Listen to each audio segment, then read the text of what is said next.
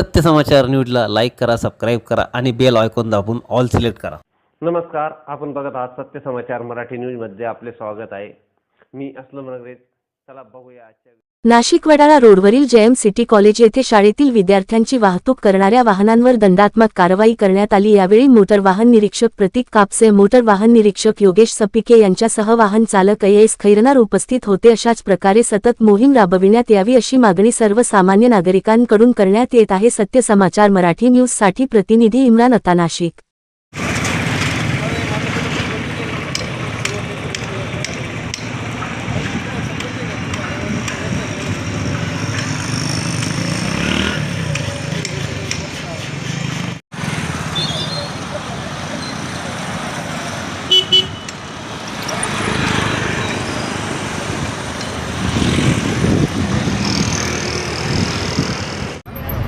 RTO नाशिकतर्फे मी तुम्हाला सगळ्यांना एक मेसेज देतो आहे की तुम्ही मुलांची काळजी घेता, गाडीमधून त्यांना घेऊन जाता स्कूल बसमधून, तर त्याविषयी आम्हाला आनंद आहे. परंतु तुमचे डॉक्युमेंट जे आहेत, फिटनेस म्हणा, गाडीचं परमिट म्हणा, आणि आता काय झालं आहे की शासनाने तुमच्यासाठी परमिटसुद्धा ओपन केलेलं आहे बारक्या गाड्यांसाठी, तर त्याचा पण तुम्ही लाभ घ्या. मुलांना जेवढ्या सेफ आणि सिक्युअर गोष्टीतनं तुम्ही घेऊन जाल तेवढं आम्हालाही आनंद आहे. आणि आम्हाला काही तुमच्यावर कारवाई करायला आनंद नाही आहे, परंतु कायदा आणि शिस्त हे सगळ्यांचं पालन सर्वांनी करावं ही मी विनंती करतो शासनातर्फे तुम्हाला.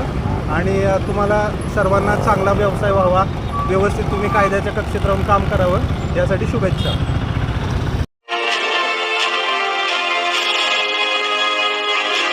सत्य समाचार न्यूजला लाईक करा, सबस्क्राईब करा आणि बेल आयकॉन दाबून ऑल सिलेक्ट करा.